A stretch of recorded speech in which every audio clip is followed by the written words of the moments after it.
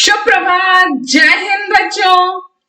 बच्चों, आज हम हिंदी लेखन के अंतर्गत पत्र लेखन के संदर्भ में पढ़ेंगे एवं उसके प्रारूप को समझेंगे। बच्चों, आपने अर्धवार्षिक पाठ्यक्रम में भी पत्र लेखन के संदर्भ में पढ़ा था। एक बार पुनः हम उसकी पुनरावृत्ति करेंगे, एक बार पुनः हम उसके प्रारूप को समझ लेंगे। पत्र लेखन अपनी बात को दूसरों तक पहुंचाने का सशक्त माध्यम पत्र होता है। शहरी क्षेत्रों में तो बहुत सारी सुविधाएं हो गई हैं, लेकिन आज भी ग्रामीण अंचलों में पत्र ही अपनी बात को पहुंचाने का एकमात्र माध्यम है। बहुत सारे ऐसे कार्य होते हैं, बहुत सारे ऐसे सरकारी कार्य होते हैं, अपने व्यक्तिगत कार्य होते हैं जहां पर हमें पत्र लेखन की आवश्यकता पड़ती है। तो अपनी बात को दूसरों तक पहुंचाने का सशक्त माध्यम पत्र होता है।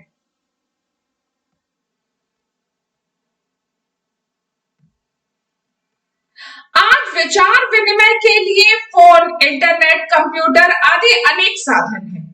फिर भी पत्र लेखन हमारे जीवन में महत्वपूर्ण स्थान रखता है।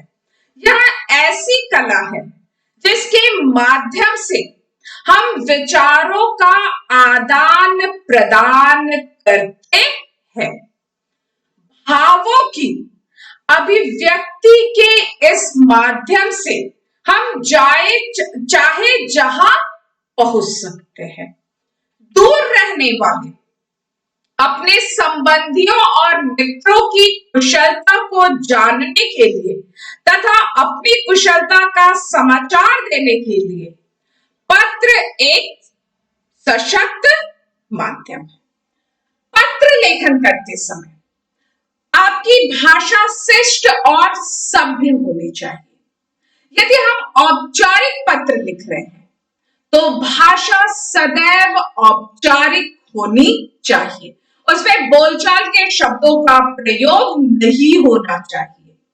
आप अपनी बात को स्पष्टता से व्यक्त करेंगे।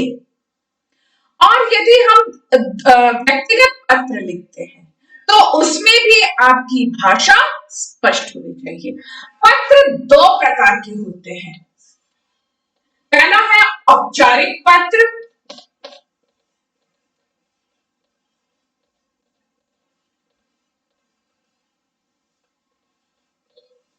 और दूसरा है अनौपचारिक पत्र।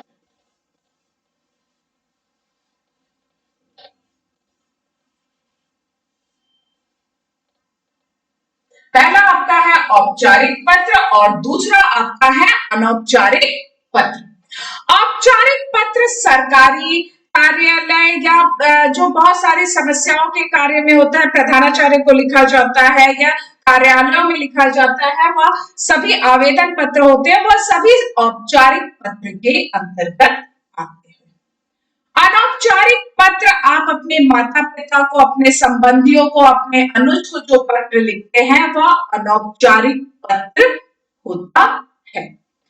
पत्र लेखन करते समय आपकी भाषा और आपकी शैली स्पष्ट और सुसंस्कृत होनी चाहिए। ये इन बातों का ध्यान रखना चाहिए।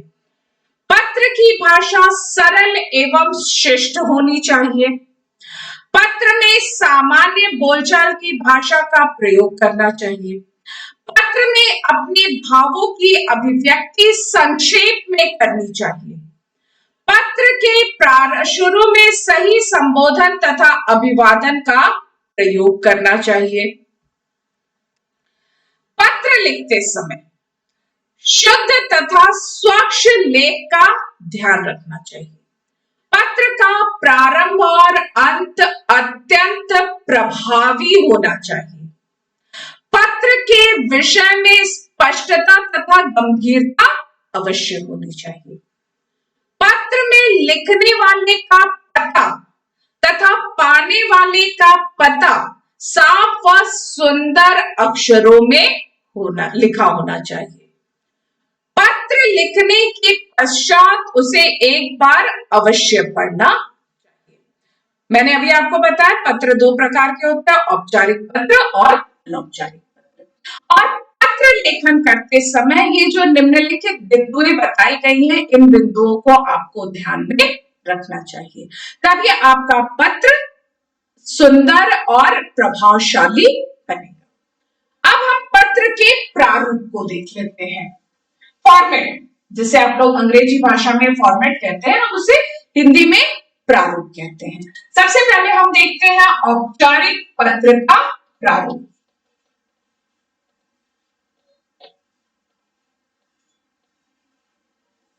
औपचारिक पत्र बच्चों, अंग्रेजी भाषा और हिंदी भाषा के पत्र लेखन का जो प्रारूप होता है वह बहुत भिन्न होता है। अब अंग्रेजी भाषा का जो पत्र लेखन होता है वह दूसरे प्रकार से लिखा जाता है और हिंदी भाषा का जो पत्र लेखन होता है वह सदैव दूसरे भाषा में, दूसरे प्रारूप में लिखा जाता है। हिंदी भाषा का पत्र लेखन करते समय जो प्रारूप आपको बताया जा रहा है, आप उसे ही अपने ध्यान में रखेंगे। औपचारिक पत्र लेखन करते समय सर्वप्रथम ऊपर आप शीर्षक देंगे सेवा में, बाईं तरफ पृष्ठ के बाईं तरफ आप ऊपर लिखेंगे सेवा में। फिर आप लिखेंगे पत्र पाने वाले का पता।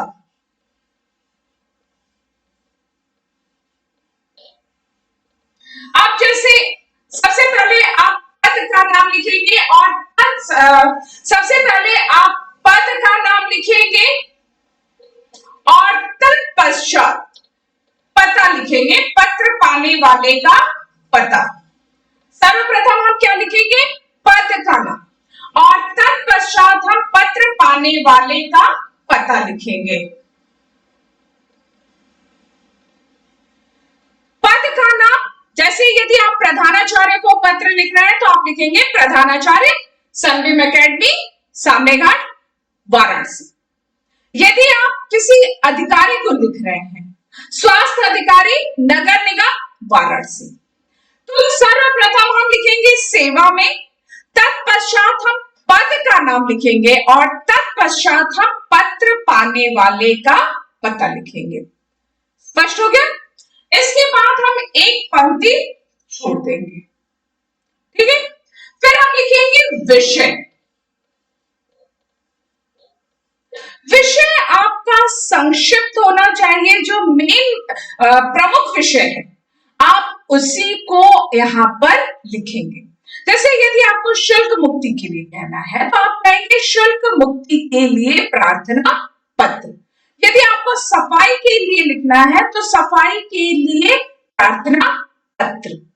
तो यदि आपको संपादक को लिख रहे हैं बिजली की दुर्व्यवस्था के लिए, तो बिजली की दुर्व्यवस्था के लिए संपादक को शिकायती पत्र, ठीक है? इसके पश्चात आप एक पंक्ति और छोड़ देंगे। स्पष्ट हुआ? फिर हम शीर्षक देंगे महोदय,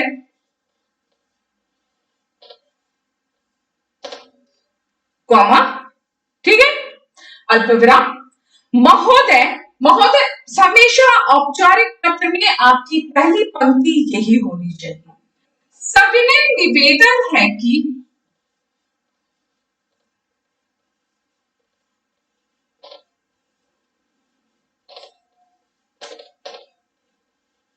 महोदय सविनय निवेदन है कि, इसके बाद आप पूरा विषय लिखें, ठीक है? इसके बाद आप अंत में लिखेंगे अतः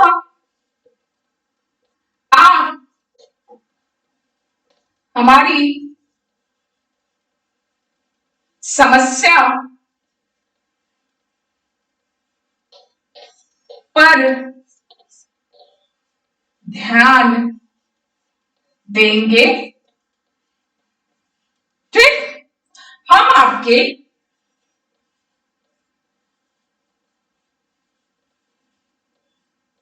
सदैव आभारी रहेंगे।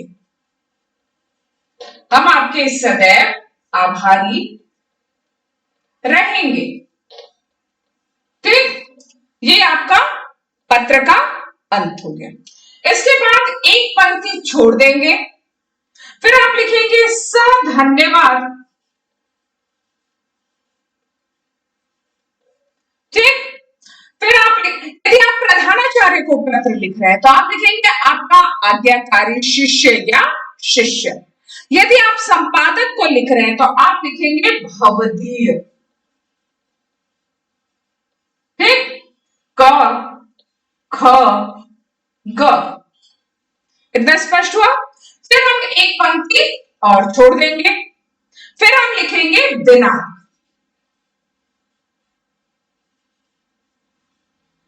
दिनांक प्रयास ही कीजिएगा कि दिनांक आप हमेशा हिंदी के गणितज्ञ अक्षरों में लिखिएगा। ये आपका औपचारिक पत्र का प्रारूप है। सबसे ऊपर लिखेंगे सेवा में, तत्पश्चात पद का नाम, जैसे प्रधानाचार्य हुए, स्वास्थ्य अधिकारी हुए, कोई विशेष अधिकारी को अगर आप लिख रहे हैं तो उनका नाम लिखिए। फिर उन किस कहां लिख रहे हैं, जैसे यदि हम संपादक को लिख रहे हैं तो संपादक दैनिक जागरण, अमर उजाला, वाराणसी। यदि हम प्रधानाचार्य को लिख रहे हैं तो प्रधानाचार्य सनबीम एकेडमी, वाराणसी। फिर हम एक पंक्ति छोड़ देंगे, फिर हम विषय लिखेंगे। जिस भी विषय पर पत्र लिखना होगा यहां पर वह विषय लिखा जाएगा। फिर हम एक पंक्ति छोड़ देंगे, हम लिखेंगे महोदय। महोदय लिखने के बाद वो लाइन छोड़ देंगे, उसके नीचे वाली पंक्ति से आएंगे सविनय निवेदन है कि, और तत्पश्चात हम पूरा पत्र लिखेंगे। स्पष्ट हुआ। अंत हम करेंगे अतः आप हमारी समस्या पर ध्यान देंगे, हम आपके सदैव आभारी रहेंगे।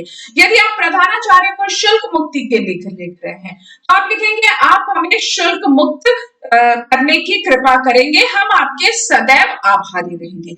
यदि आप अवकाश के लिए पत्र लिख रहे हैं तो आप लिखेंगे कि आप हमें अवकाश देने की कृपा करें, हम आपके सदैव आभारी रहेंगे। फिर हम एक पंक्ति हमने छोड़ दिया, धन्यवाद भवदीय। यदि आप प्रधानाचार्य को पत्र लिख रहे हैं तो आप लिखेंगे आपका आज्ञाकारी शिष्य या शिष्य, अपना नाम। यदि आप किसी संपादक को लिख रहे हैं, किसी कार्यालय को लिख रहे हैं तो आप लिखेंगे भवदीय क ख ब। उसके पश्चात फिर एक यहां पर पंक्ति छूट जाएगी और तत्पश्चात आप दिनांक लिखेंगे। बच्चों, ये है औपचारिक पत्र का प्रारूप। आपकी भाषा शिष्ट होनी चाहिए, सभ्य होनी चाहिए, संक्षेप में आप अपनी बात को कह सके और आपकी जो भाषा होती है वह सदैव औपचारिक होनी चाहिए। ये आपका औपचारिक पत्र का प्रारूप है, या फॉर्मेट कह लीजिए। अंग्रेजी में आप फॉर्मेट कहते हैं, हिंदी में हम इसे प्रारूप कहते हैं। स्पष्ट हो गया बच्चों। अब हम आगे देख लेते हैं अनौपचारिक पत्र का प्रारूप।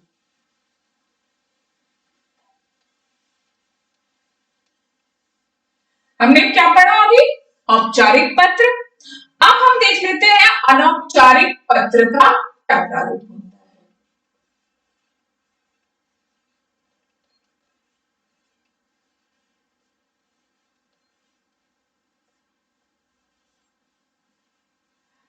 अनौपचारिक पत्र अपने माता पिता को लिखा जाता है, अपने मित्रों को लिखा जाता है, अपने संबंधियों को लिखा जाता है।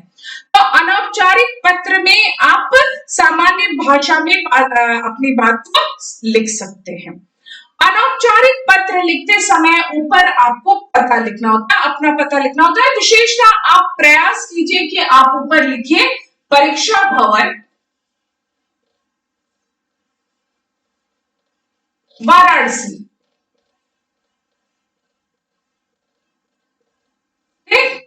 पहला जो पंक्ति होती है आप उसमें पता लिखना होता है जो पत्र भेज रहा है। जैसे यदि मैं पत्र लिख रही हूं तो मैं अपना पता लिखूंगी, तो यहां पर हम क्या लिखेंगे? परीक्षा भवन, वाराणसी। फिर हम एक पंक्ति यहां पर छोड़ देंगे। ठीक है, फिर हम लिखेंगे दिनांक।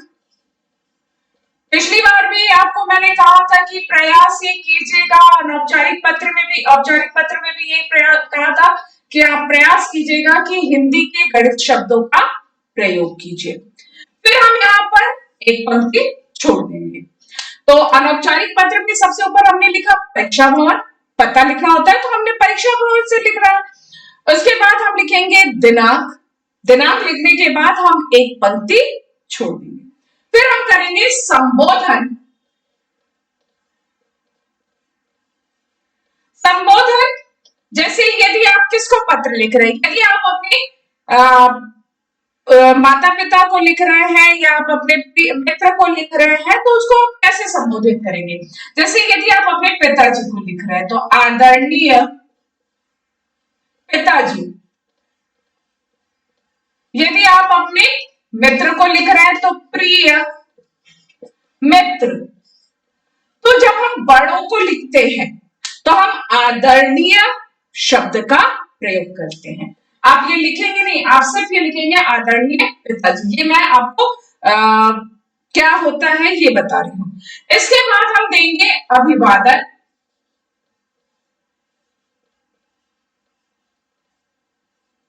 अब यदि आपसे बड़े हैं, आप उनको पत्र लिख रहे हैं तो आप लिखेंगे सादर चरण स्पर्श या प्रणाम। ये भी लिख सकते हैं, प्रणाम लिख सकते हैं। और यदि आप अपने मित्र को लिख रहे हैं तो आप लिखेंगे स्नेह। ठीक है, हमने सबसे ऊपर परीक्षा भवन या पता जो लिखना होता है, दिनांक, उसके बाद एक पंक्ति छोड़ो, दिनांक, संबोधन आदरणीय पिताजी या प्रिय मित्र, आदरणीय माताजी, प्रिय अनुज, कुछ भी आप जिसको आपको पत्र लिखना है।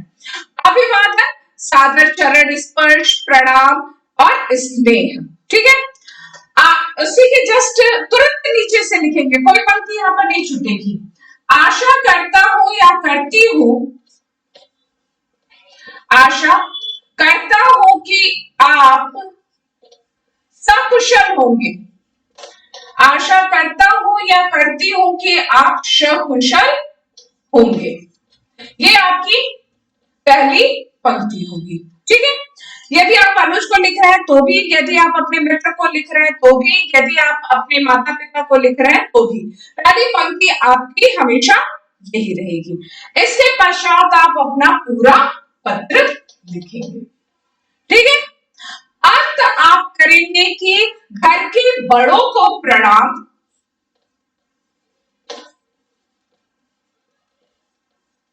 घर के बड़ों को प्रणाम, छोटों को स्नेह।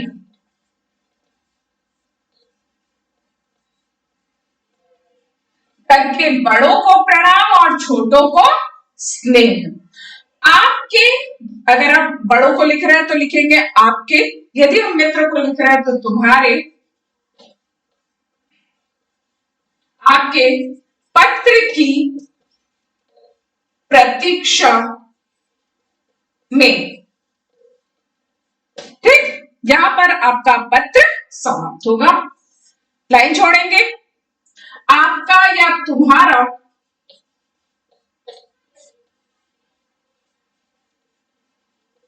प्रिय पुत्र या मित्र, क ख। ये आपका अनौपचारिक पत्र का प्रारूप है। अनौपचारिक पत्र में सर्वप्रथम हम परीक्षा भवन लिखेंगे, पता लिखना होता है। फिर एक पंक्ति हमने छोड़ा, फिर हम लिखेंगे दिनांक।